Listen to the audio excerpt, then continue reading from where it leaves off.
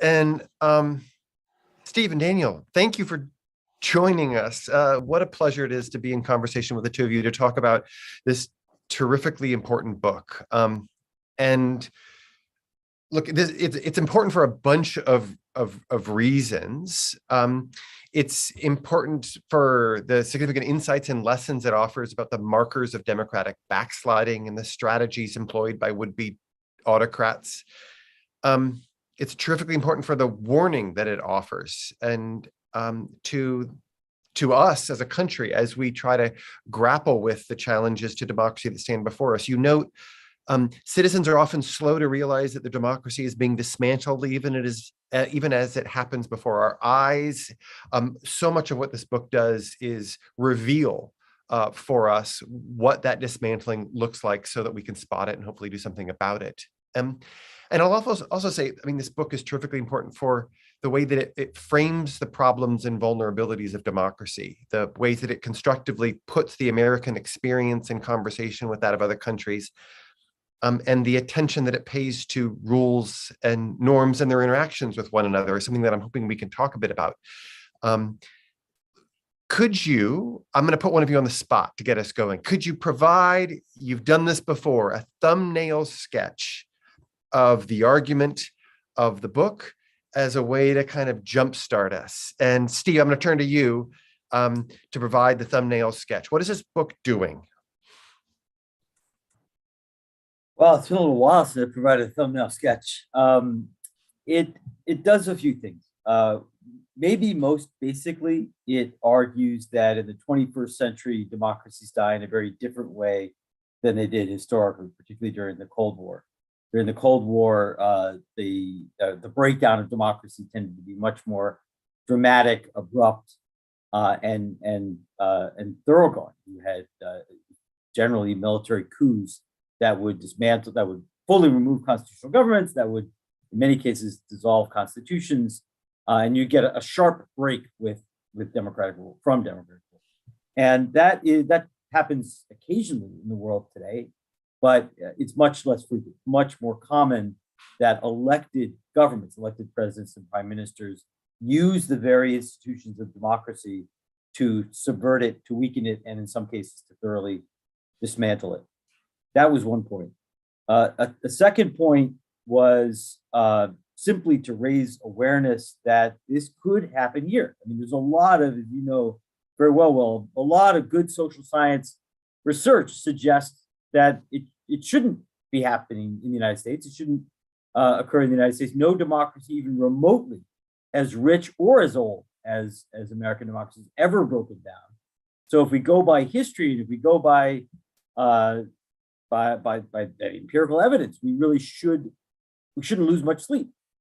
But we think that we thought, and we think, I think even more today, that there are real warning signs, and that the sort of institutional foundations of our democracy are being badly weakened by polarization. And I would say that's more true today than it was. So democracy breaks down in a different way. It's possible here. And then we spent a fair amount of time warning about what mainstream political parties can, should, and should not do in dealing with authoritarians, and warning that the cooperation and very often tolerance and complicity of mainstream parties can be critical to enabling and empowering authoritarians. We've focused quite a bit on the role of the Republican Party in sort of abdicating its gatekeeping role and not preventing an authoritarian figure from gaining access to the White House. That wasn't exactly a thumbnail. Daniel, do you want to add anything? That was pretty thorough, so I'll leave it there. It was true. We've got a lot in play here too, right? We've got the kind of trajectory of democratic backsliding, what it looks like. It doesn't happen all at once. It can happen within. It sort of erodes within. We have the complicity of major parties. You spend a lot of time in the book characterizing what the strategies of would-be autocrats are. Like, what do they actually do? I wonder, do you want, the book came out in 2018. Let's get this out of the way from the top. A lot has happened since 2018. We've had Trump's presidency. We've had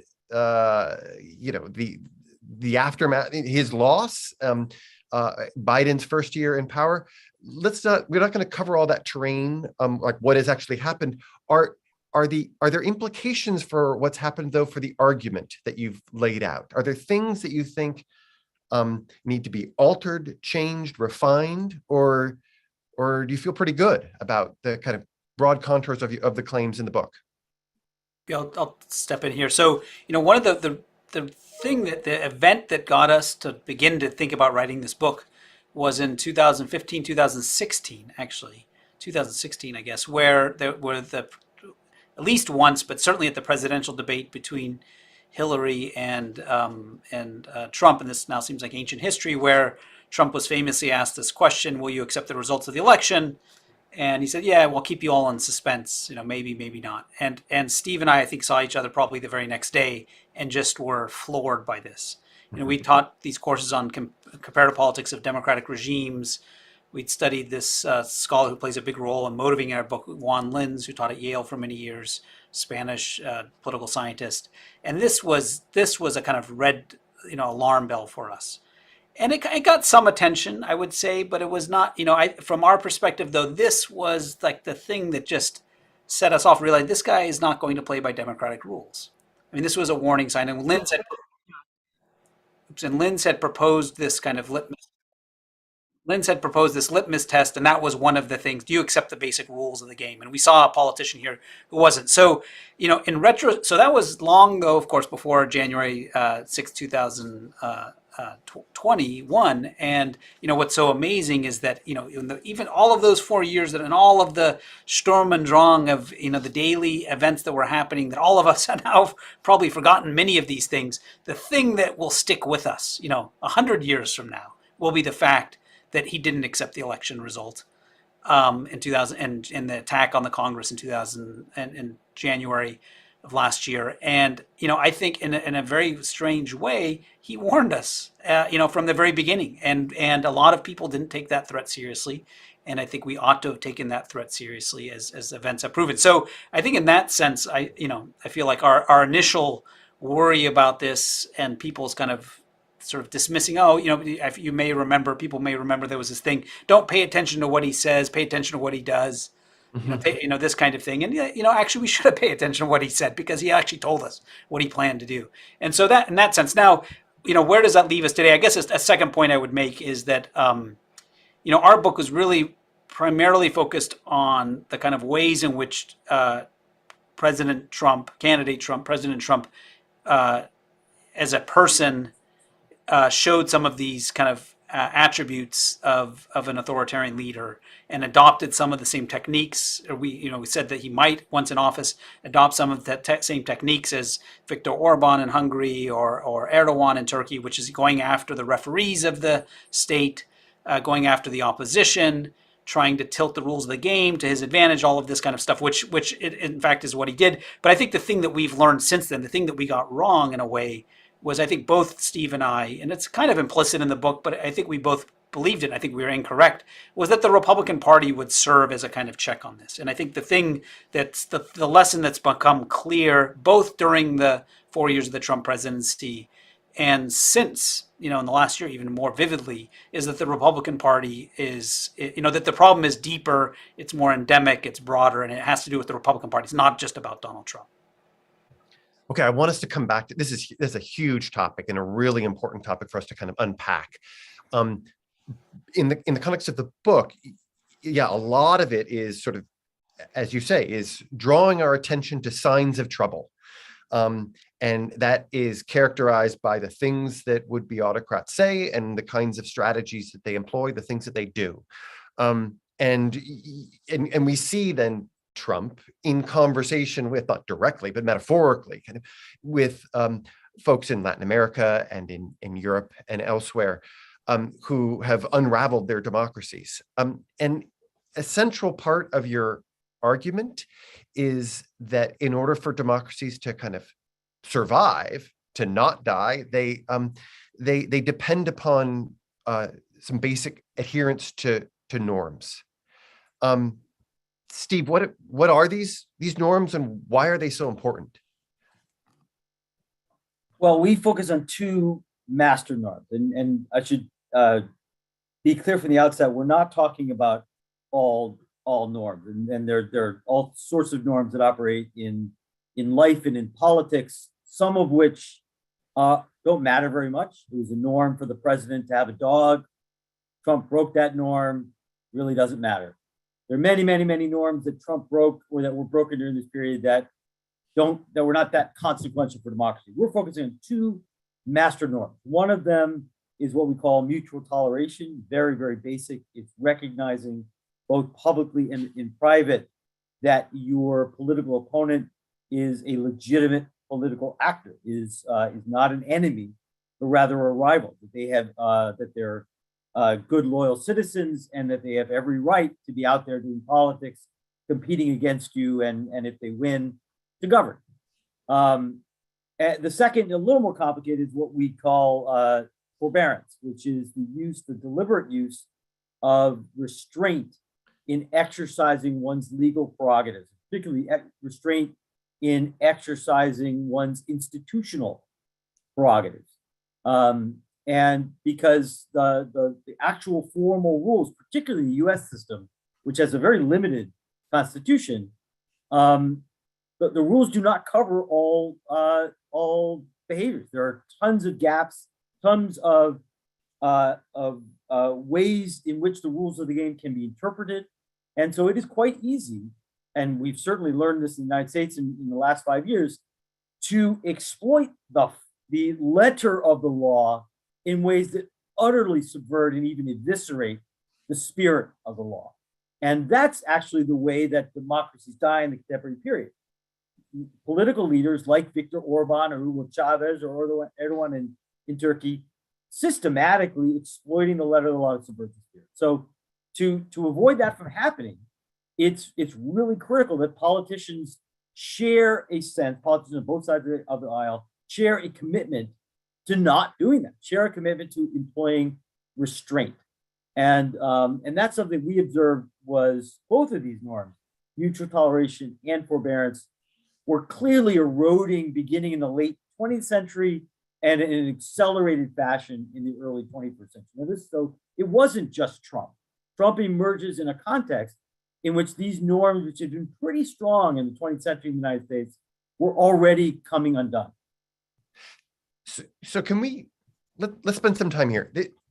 These two, as you put them, these two master norms are central to the survival and well-being of a democracy. You observe in other countries where those norms are eroded, democracies are subverted. How does it work?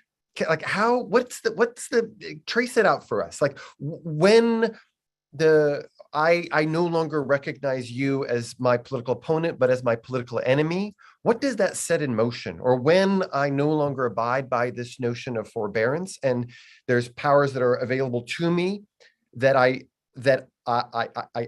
could sort of set aside, but I don't. I play them to the tilt.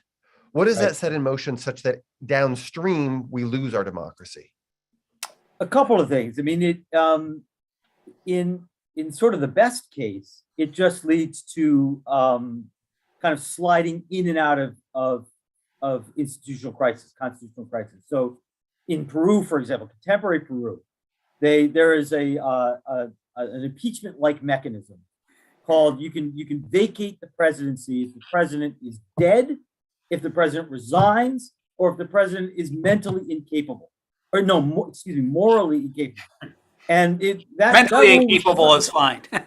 Morally incapable is fine. I think incompetent. So it was designed for somebody who was had lost their mental capacity. But a decade ago, in a context of executive legislative conflict, the Congress decided to reinterpret it and basically decide anytime they disagree with the president or they dislike something the president did, the president ruled himself morally incapable. And so they've tried 6 times in the last 7 years, I think that's right, almost one time a year to impeach the president on these grounds. And 3 presidents have fallen in the last 6 years. So it's just total dysfunctionality. That's the best case scenario. The worst case scenario is a context of polarization, where one side views the other side as the enemy. And when you view the other side not as just a rival who you don't like and you disagree with, but as an existential threat, right? You are going to be inclined to use any means necessary to thwart them, to keep them from coming to power. If the other guys are subversives or terrorists or a threat to national security or a threat to your way of life, you're not going to hold back. You're going to play to the hilt, as you put it. And so one side does that. And when one side does that, it almost invariably contributes to some sort of escalation in which the other side, the first party, sees the second party playing to the hilt and use it increasingly as dangerous and threatening and plays the same way. And you get an escalating process that could descend into something like civil war, could lead to one side turning to violence, depending on the balance of power, could lead to a slide into of authoritarianism. This is sort of Chile in the early 70s, it's Brazil in the 1960s, Spain in the 1930s.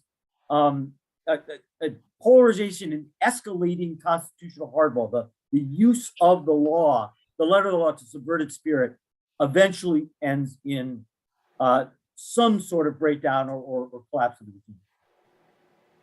And so the loss of, and when it comes to the mutual toleration, the loss of it then becomes a justification for a direct assault on democracy. I think you can think about it as proceeding in 3 steps. I mean, that's sort of how we think about this, is that if there's heightened level of polarization, which can mean many different things, political scientists mean with that term many different things, but one meaning of it is that you really fear the other side. If you fear the other side, it's much harder to sustain this second step 2. It's much harder to sustain this norm of mutual toleration. And one thing to emphasize here is this notion that the other party might have something to offer, and even if you hate them and think that they're wrong, they still have a right to exist and to compete, is a relatively modern invention. I mean, humans don't come naturally to that. I mean, and so one of the things we recount in the book, and the founding fathers famously thought that there ought not be parties. The word political party is not mentioned in the U.S. Constitution. Washington's farewell address and so on. And so in the 1790s, the 1800 election, these brilliant men, for all their flaws, but all their brilliance, couldn't get their minds around this idea that maybe the other side has something to say about this, or maybe it's good to have a competition of ideas. And so that is a notion that has to develop and that has to be reinforced, and people have to recognize the value of it. But if you really feel threatened, as the Federalists and the Republicans did back in 1800, or as Republicans and Democrats do today, or as the right and the left did in Chile in the 1970s, it's much harder to hold on to this norm. And so then the step 3 is, well, if you've gotten rid of this norm and think the other side is a genuine threat, and you're no longer being restrained by this norm of mutual toleration, then it's sort of, you have the same feeling as, there's a burglar at your door in the middle of the night. You're going to do anything necessary to keep the person out. And so you'll use any means necessary. And that's what the elimination of this norm of forbearance means. You then use any tools available to you to keep yourself in power, to keep the other side out of power. So I want to come back to this example. It's because it's really helpful.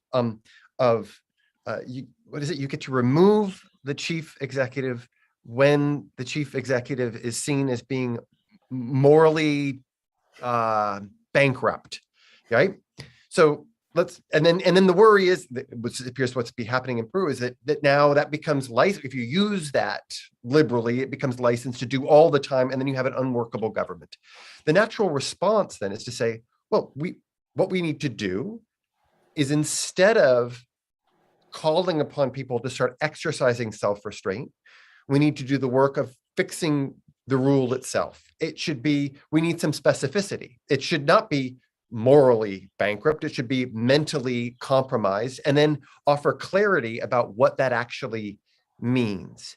And this is relevant, right? Because we want to think about what I want to invite the both of you to do, is to think about this relationship between norms and rules, and whether or not the loss of one requires us to resuscitate the norm, or should we instead turn to the rule? And I think what when Biden assumes power, the argument is we need to stop relying. We saw that the norms weren't good enough, not just the two master norms that you're identifying, but norms generally weren't good enough to hold this ship together. And we need to start strapping things down. So how do you think about the relationship between the two? Steve, yeah, first. Sure. I mean, I guess a two-part answer. I mean, I think it's absolutely right. When a norm breaks down, as a whole slew of norms have broken down in the United States in recent decades, it makes good sense and is often the case that politicians come together and either rewrite the rules or write a formal rule where one didn't exist before. So the two-term limit in the United States was an informal rule for almost a century and a half, and Roosevelt sort of breaks through that, smashes it to bits, and we passed a constitutional amendment. I think we didn't have very clear formal rules prohibiting presidents from making a buck out of the presidency, because we could kind of assume that our presidents were not going to try to make a buck nakedly out of the presidency. Trump obviously stepped all over that norm. Probably at some point we will strengthen our formal rules to limit the ability of presidents to make money at the presidency. So that makes perfect sense. And I think that's going to be true, or probably needs to be true, about the filibuster, because the norms underlying the use of the filibuster, as you know very well, Will, are not what they were. Mm-hmm. Probably also true of Supreme Court selection. It was once the case that if a nominee was reasonably competent and qualified, they could count on one, getting a hearing, but also probably being approved, even if the president's party didn't have a majority in the Senate. A senator told us a few years ago that he's pretty sure that never again in the United States will we see a president who lacks a majority in the Senate get a nominee through. That norm is just gone. So we probably need to rewrite the rules. All of that said, I think that there's an underlying problem of extreme polarization that's going to lead to a degree of constitutional hardball, no matter how much formal institutional reengineering we do. I don't think that that's a full solution in a context of extreme polarization. Okay, so we've got rising you both have pointed to rising polarization as being sort of a key, as I hear it, both a kind of precondition for the degradation of norms and an accelerant of that degradation. That is, as you point out in the book, there always would be autocrats kind of in our midst. And so there's a natural question about when do their appeals resonate and when do their assaults take hold?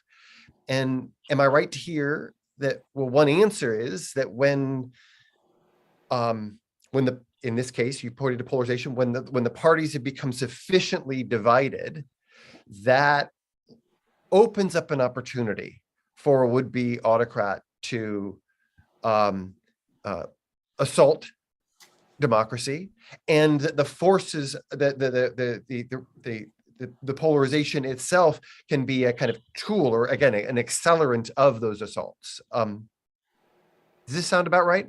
Daniel, what do you think? Yeah, no, that is right. And just to make the point also, it's not just about the US. In a recent paper with a former grad student on Turkey, one of the things that we find is that when voters report feeling greater social distance from the other side, they're more willing to overlook essentially abuses of, and there's other, Milan Svolek at Yale also has research showing this, they're more willing to overlook abuses of the Constitution. So, voters who like Erdogan, when he declares he's a super president, and he's going to have people support it, but when they think he might lose an election, then they suddenly don't support it. And so the greater the polarization, the more likely you are to be opportunistic in deciding what kind of institutional arrangements you like. So this is and what's also interesting, of course, is that politicians can foment this. I mean, polarization is broadly kind of driven from the bottom up, but also politicians can play a role in fomenting this. But yes, so I think that's generally right. So, the question is, how do you put a halt to such things or guard against such things. You don't say, well, the public can be counted on to provide a reliable check or to rise up. You also don't say that the Constitution is a sort of self-enforcing document that can necessarily keep the ambitions of would-be autocrats in check. But both in the book and in our conversation thus far, you've alluded to the importance of political elites generally and of parties in particular to serve this role. Yeah? Say more. Yeah, so one of the things we talk a lot about in the book, and this is the kind of topic I sort of notice over the years as we talk about these things that kind of people stop talking about it in non-presidential election years, which is the primary process. If this were 2024, that's what we'd be talking about. But the way that we select our presidential candidates, when talking about, what allows an autocrat to get in the door, one of the things that we emphasize in our book is the way that the parties select the candidates. And this is, in some ways, a little bit like our electoral college process, like something that people just, normal citizens on a daily basis don't spend a lot of time thinking about. Why do we have this system? But we have a pretty unusual system where we have primaries, we have this kind of odd sequence of states, low voter turnout in the states, and the primary process where presidential or parties select the presidential candidates. And of course, the U.S. didn't always have this system. Pre-1972 had a very different kind of system. And one of the arguments that we make in our book, and frankly, it's one of the least popular parts of our book, I have to say, is we argue that the primary system is partly to blame for why we are where we are. That is, by opening up the process to voters and this kind of very idiosyncratic process, it allows for somebody like Donald Trump to make it in the door. And so we point to a kind of historical record of, through the 20th century, there are a lot of figures like potential Donald Trumps, Henry Ford, Huey Long, George Wallace, people who would have loved to have been president, but would have never made it through the very kind of difficult process of the kind of selection process. After 1972, though, where it was opened up, so pre-1972, the kind of smoke-filled rooms, it was much more difficult to get through that process. After 1972, if you can appeal to the public, and Herman Cain, for a moment seemed to be this great success, and I think Donald Trump made it through this, found the right message to win the primary process, and made it through the primary process, became the candidate, and at that point was essentially a coin toss away from the presidency. And so this suggests that and one of the kind of another way of thinking about this, and I think we both believe this probably even more now, is that there's never been overwhelming majorities supporting Donald Trump, in the electorate.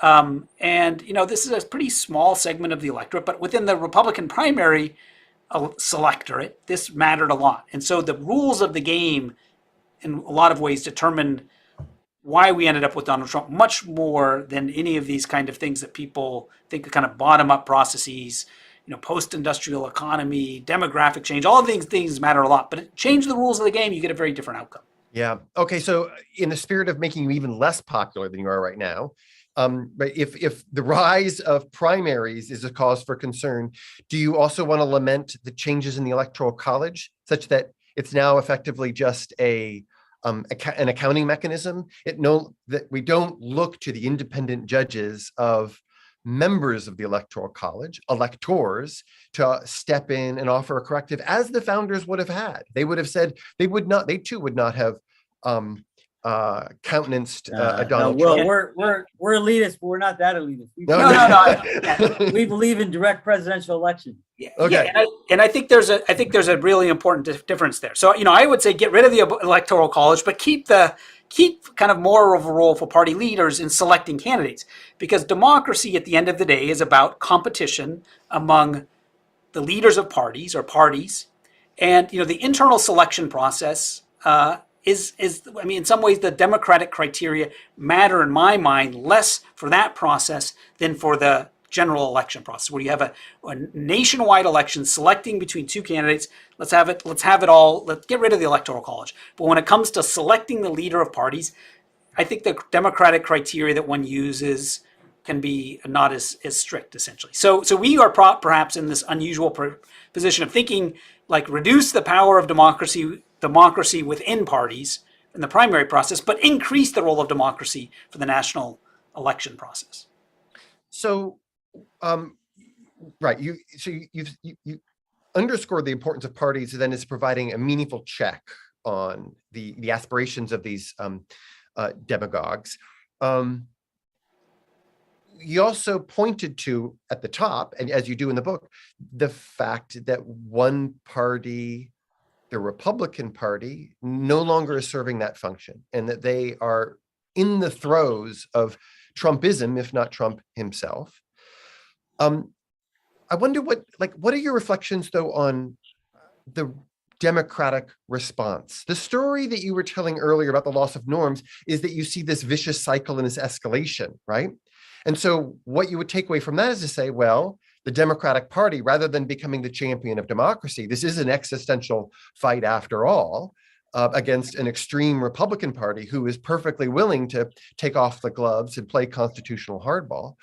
Why aren't they then behaving in ways that are very different? Should we be thinking about them as the champions of democracy? Or we have to. They're all we've got. I mean, I think the the capital D Democratic Party is part of a broader, or has to be part of a broader small d Democratic coalition. We can talk more about that, but I mean that is a debate within the Democratic Party and among progressives about whether or not the Democrats should pull out all the stops and play hardball in response to Republicans or not. And there was a lot more talk before the election when Democrats thought they were going to win with larger majorities and maybe have a larger majority in the Senate and actually be able to court pack or something like that. That's pretty much a moot point. But I think there are two things that prevent that from happening, or slow down the Democrats' half of this escalation. One is that the Democrats are such a heterogeneous party, which makes, for better or worse, and in many ways for better, but for better or worse, it's hard for them to do anything, right? The Republicans are a fairly homogeneous party. They have a very clear core constituency, whereas the Democrats are really the party of everybody else in this country, and which includes hardcore progressives, young secular progressives in the cities, but includes socially conservative African Americans and Latino voters and Reagan Republicans in the suburbs. It's a very, very diverse party. I think that is understated in a lot of the analyses of the Democratic Party and its behavior. It's just very difficult to rally the party behind anything, let alone something like court pack. Secondly, as Gretchen Helmke and others have shown, the relative disadvantages that the Democrats have vis-a-vis key institutions like the Senate and the Supreme Court make it more difficult to take advantage of institutions that play hardball. Then there's an asymmetry in power, at least right now, given the Republicans' electoral advantage, the way that our electoral rules advantage the Republican Party, makes it easier for the Republicans to benefit from hardball than the Democrats. And so we're probably going to continue to see an asymmetry in terms of the use of hardball, which means that the Democrats still have to be the champions of democracy because they're all we've got in this polity. But it's going to have to be, I think, a broader coalition of Democrats and the private sector and a slice of conservatism and a slice of the Republican Party to defend democracy. It's not going to be by court packing and by other forms of hardball.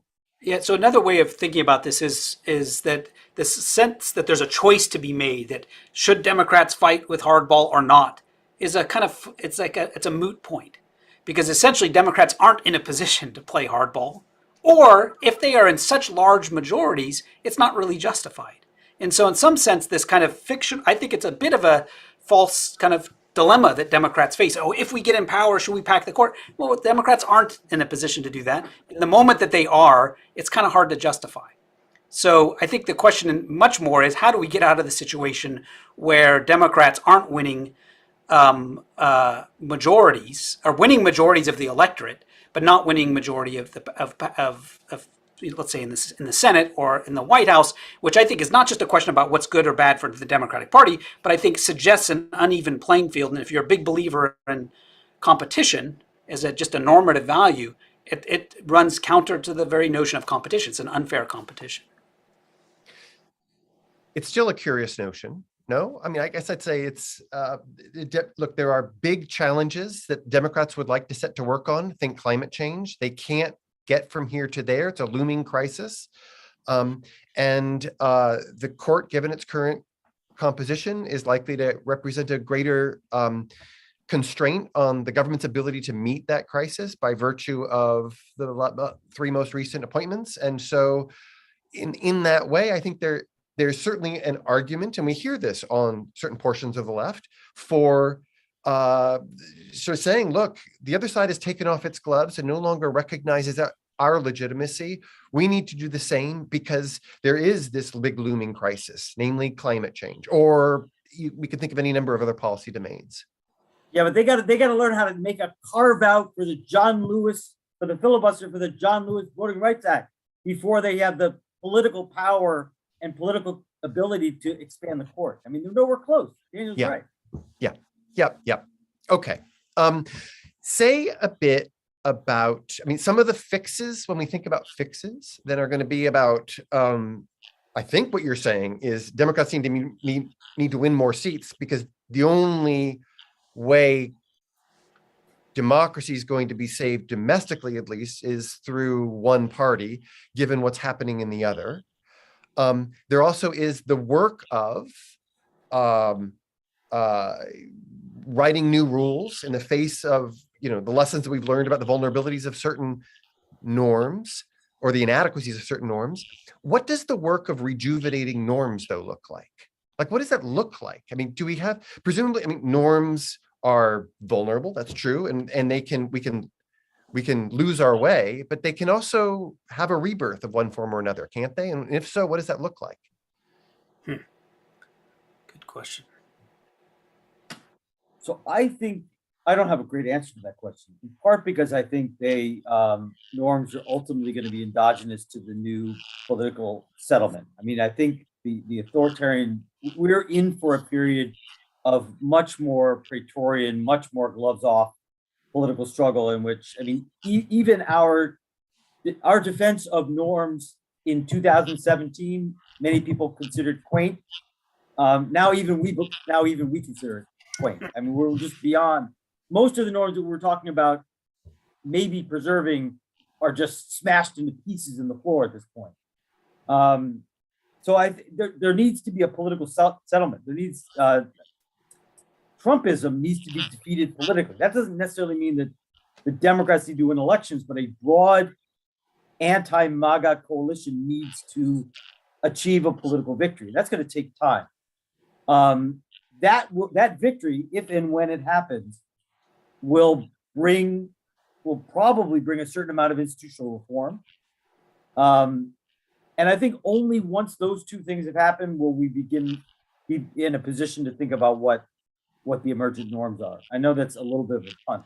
Yeah, I think it's interesting to think also about what the Biden administration thought it was doing, because I think they, I take Joe Biden seriously when he says, he wanted to bring, it's partly a kind of political, when he wants to bring the country together and so on. I mean, I think that's partly kind of rhetoric, but there's something genuine there. And I think the Biden administration's solution was Plan A: deal with COVID, reboot the economy, and this will take some of the anger out of our politics. That material conditions will address, improved material conditions will just reduce some of this anger, and that will then, that leads to a reduction in polarization, which leads to a potential to an opportunity to reestablish norms. What I think is interesting is that so far that hasn't seemed to work. I mean, I think that plan has fallen pretty flat at the moment, and maybe it has to do with COVID. And that COVID has resurged, and so as a result, the economy, so we're still kind of working our way through that.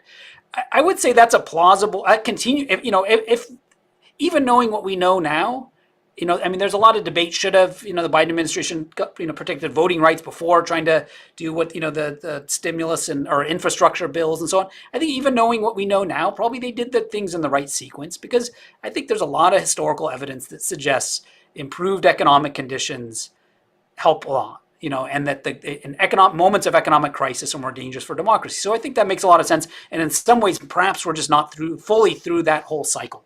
And certainly the Democrats are hoping, that we're through that cycle by 2022 or at least by 2024. So I think that's one big part of the story, is improved economic conditions. But I also do think that there is something about these change. I mean, the thing, one of the points that I sometimes think is underappreciated with these kind of push for reforming our institutions, it's not just about improving democracy. It's not just about helping Democrats. It's actually helping Republicans too, because if you have a genuine competition, the kind of radicalism of the Republican Party will be punished at the ballot box. Most voters aren't there. And only by creating a fair and free competition, we're speaking here in Chicago, the home of free market competition. Let's apply that principle to our democracy.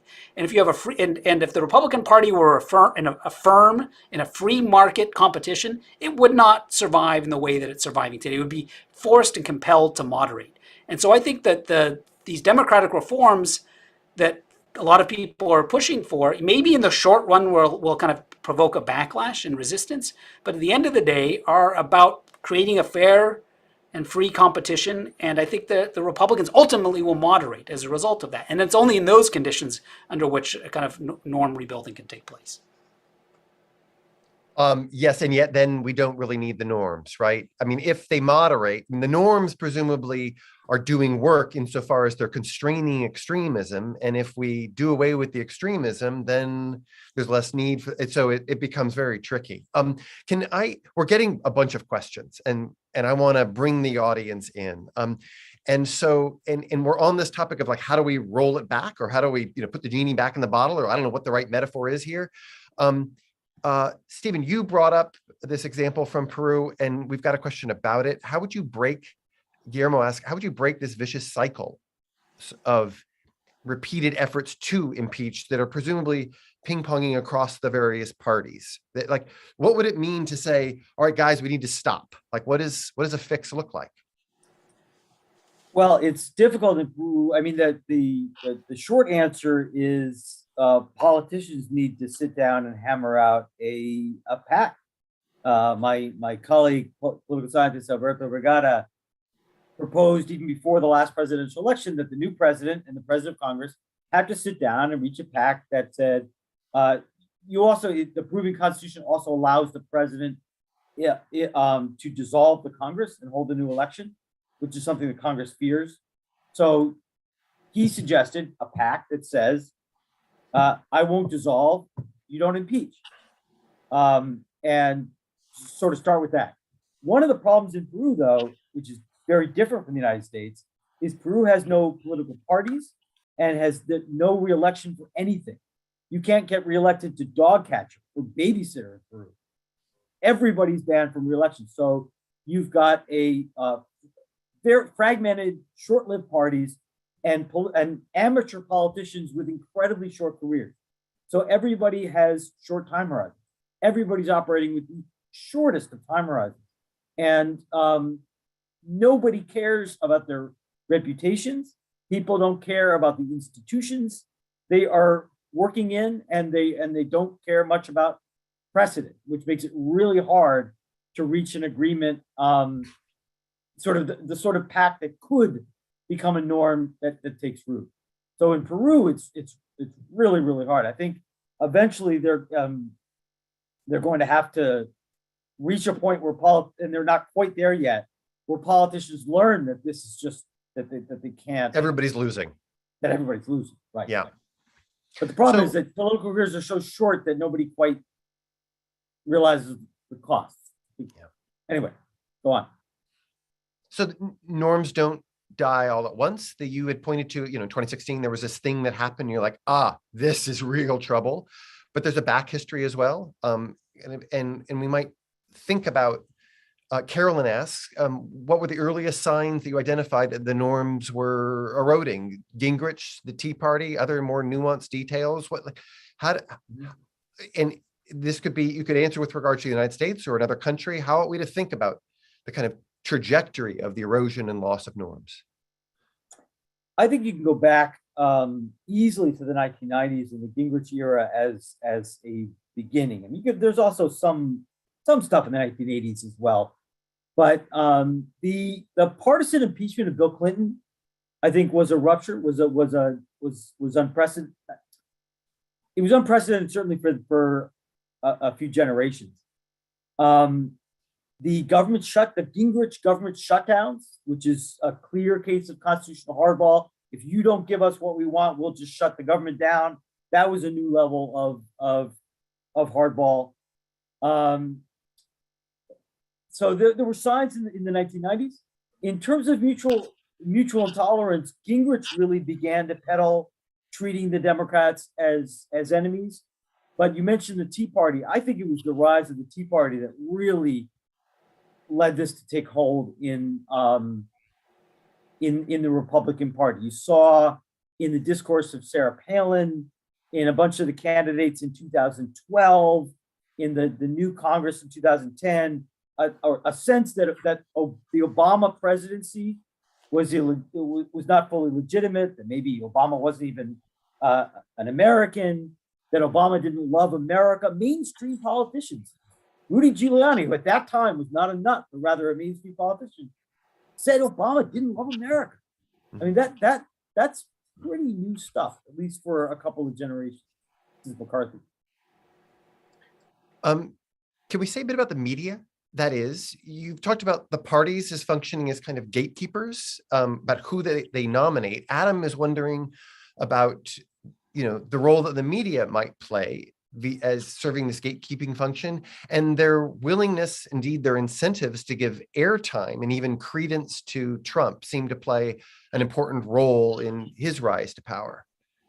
I think not only Trump. I mean, I think one of the, if you want to kind of picture in a single 1 minute moment of the power of the media over the Fox News in particular over the Republican Party, just look at this interview that Tucker Carlson gave to Ted Cruz a couple weeks ago, where he made Ted Cruz come onto the program and apologize for having called the assault on the Congress as an act of terrorism, but the apology wasn't enough. He made him apologize over and over. I mean, it was a kind of humiliating experience, and really quite, I mean, at a personal level, kind of a shocking thing, but also a remarkable kind of moment where one sees that this is a sitting senator who clearly is not as powerful as in some sense as Tucker Carlson.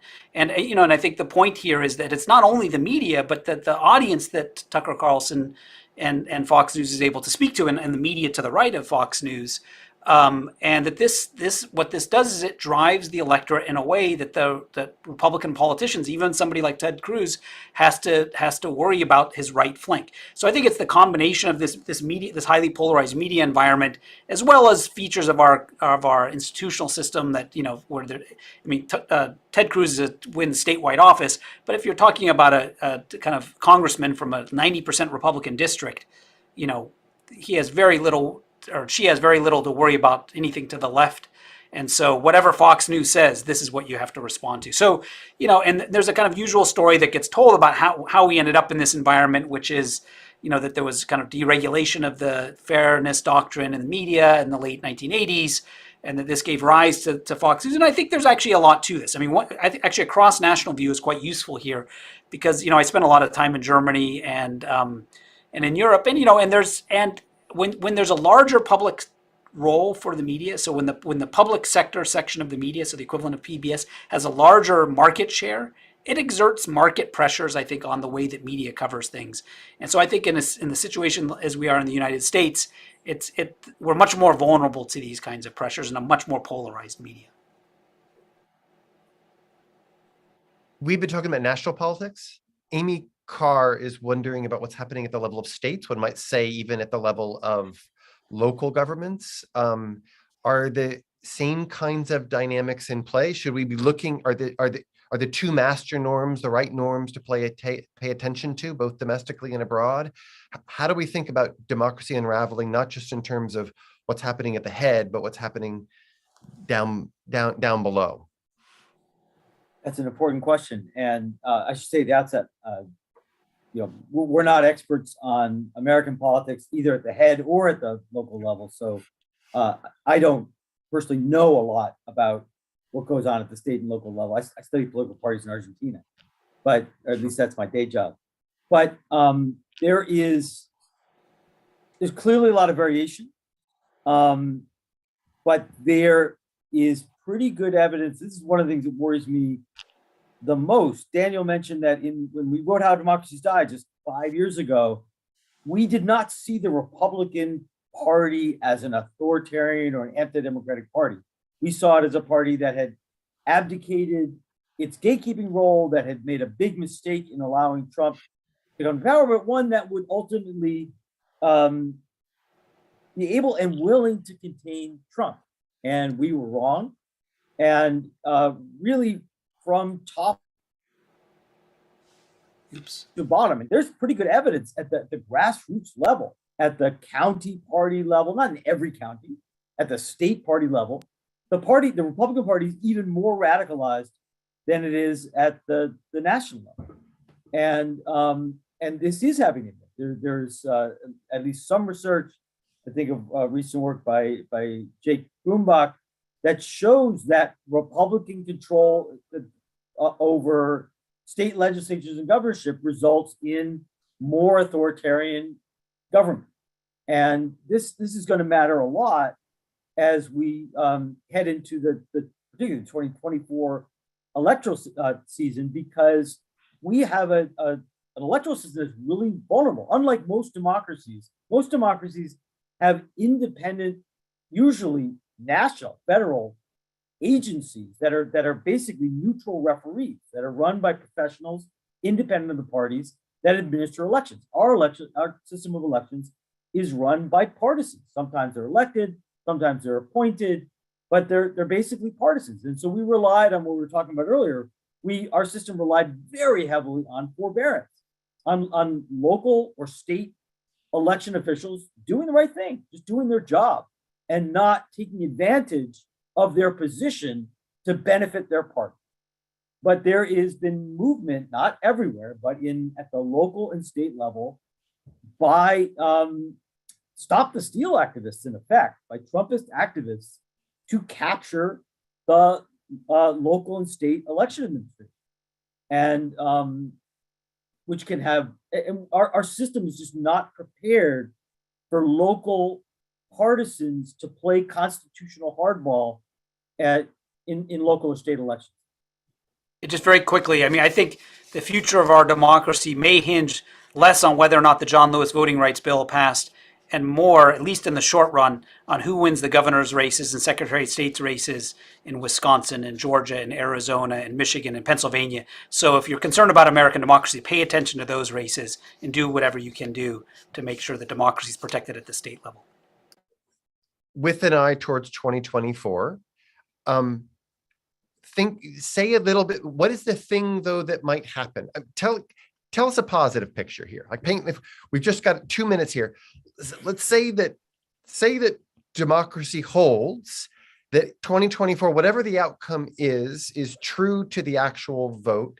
Does that then set in motion? Does that have the potential to set in motion something that leads to the rejuvenation of democracy?